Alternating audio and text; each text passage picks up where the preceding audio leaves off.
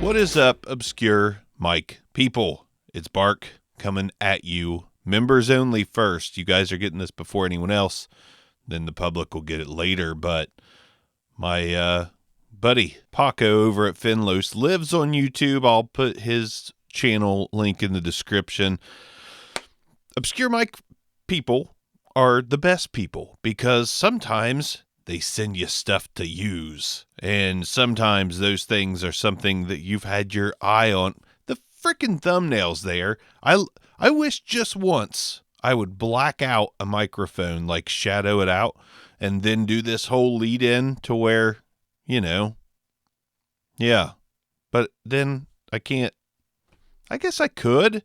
But then people are going to look for this mic and be like, they won't find it if I'm all discreet about it. Anyways, it's in the thumbnail. But man, I have had my eyes on this Foghorn Leghorn.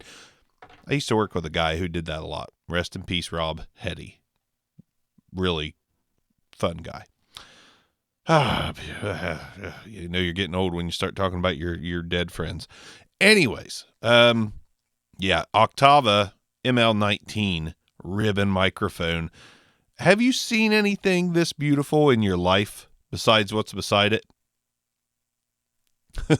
That's laughable. But seriously, this thing is absolutely gorgeous. It is an end-address ribbon microphone, fixed cable, XLR, just not a very long XLR, but it'll work.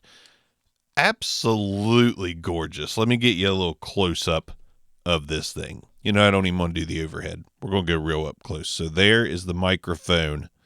God, this one too, I've had my eyes on these for a while. And this one is special, man. This one is in fantastic shape. If I was to build a microphone that looks exactly how I'd want it, I kind of absolutely love this. CCCP thing on the back. Let me just say, I know this is a Russian microphone, I believe. Let's not get political on that. I'm just talking about a microphone. I'm not talking about anything other than a microphone. Let's wire it up. Oh, but before I do, this bass stand does have a turn knob here. And this should have a 5/8 threading on it, I believe. I'll do it on the camera. Fine, people. Fine. 5/8 threading. Good to go on the boom arm. Woo! And we are now on the Oktava ML-19. This is what it sounds like on my voice. I got some different results from this. I was using a Comica 82 Link Flex when this came in the mail, and I hooked it up to that, and Pags over at MEI Studios, absolutely brilliant man, told me a little bit about this microphone because he is the historian of microphones on YouTube. And I'm sure there's other historians, but he is, Pags is my friend, so he's my favorite historian. But he said that this has lacks some low end, and it does have a pronounced top end.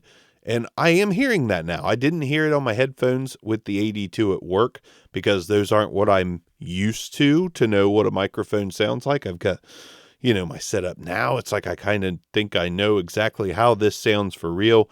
And he was right. It does lack a little bit of low end, and it does have a bit of top end, and it does sound vintagey, very vintagey. And again, I waited a long time to get my hands on this. I almost bought it 1,000,000 times.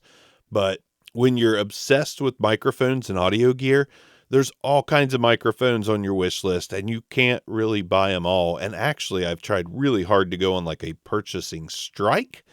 Luckily, thanks to a lot of companies, and I have no shame admitting this, I have been getting a lot of stuff sent to me for review, and I will do that forever, as unbiased as I can. But that does help me run this channel, of which I make next to nothing financially. I don't even think I could live a single life on what this channel brings in. Let me rephrase, a single life in an apartment or a single life in a tent. I'm not sure I could afford the tent part, but so it helps when those companies do that. Move my hands a lot. And it helps when viewers like Paco sends me something as cool as this, because I really have wanted to try this for a long time. thank you very much for enabling me to try this microphone. I didn't even ask for it. We didn't even talk about it. He's just like, hey, do you care if I send you the Oktava ML-19? I was like, is that the one I think it is? And I looked it up and I was like, this is like top 5 right now of mics I've wanted to try for 5 years. And here it is. I'm not going to do plosive tests. I'm not going to do much besides get right up on it so you can hear what it sounds like when you're directly on top of it. So vintagey. I'm gonna say and admit, I don't love the sound of the microphone. I don't. I actually think it's beautiful. And I think from Pags' explanation that the sound is accurate, but I don't love it on my voice. I don't even like it that much. Like, I love looking at it. That's what she may have said. But as far as the sound for me, not so much. It's not bad. It makes me happy because it's very vintagey, cool sound that you don't hear every day. This is very different. But my God, if this thing sounded if this had more of a traditional ribbon sound that I could add some compression, a little bit of top into and just back it up a little bit. And, I mean, it's gorgeous. Anyways, let's go ahead and do some more tests. I'm going to take the microphone. We're going to spin my boom arm basically 90 degrees off axis so you can hear what it sounds like. Now we're at 180 degrees and not picking up a lot from the rear either. That's what she may have said.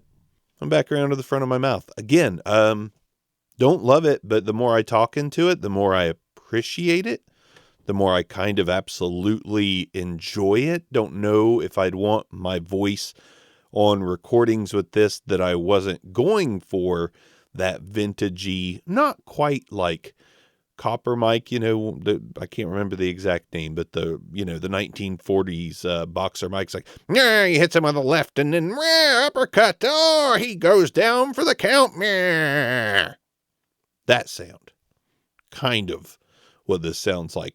Not as pronounced as, those microphones hanging from springs in the 40s, but this is cool. Very, very cool. If I tap on the mic, like, it's built really well. When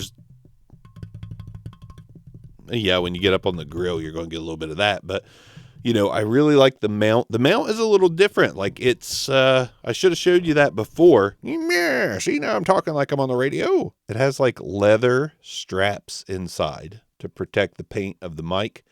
And it's just a square with a couple openings for the cord. And, it's pretty cool. Yeah, but that's what it sounds like. That's the Oktava ML-19. Paco over at Finlos Lives. I appreciate the heck out of it because this is satisfying a need. I needed to hear this microphone. I kind of hate that I don't 100% just love the sound of it, but I do enjoy it. It's like a fun, different, experimentation. I'm going to leave on that note. Oktava ML-19 is out of here. Thanks again. If anyone else wants me to check out a mic, reach out. I don't love the idea unless you're 100% sure that you are okay with shipping issues, because this got lost for a minute. Freaked me out. But it got lost. It got not really lost, but like delayed. But it was like, seriously, he lives in the States, not very far, like on this side of the country. And it took like a week and a half, if not a little more, for this to come. Normally that would have taken 2 or 3 days. So it was a little scary for a minute, especially knowing what great condition this thing is in and how rare it is. It's not ultra rare. You can find them right now. There's a couple on Reverb, but they're not cheap and they're not easy to find. One of the 2 listings on Reverb, which is very respectable and fair priced, is in the Ukraine. So oddly enough, right?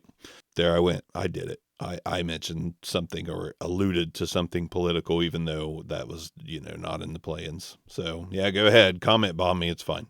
Obscure Mics. Peace out.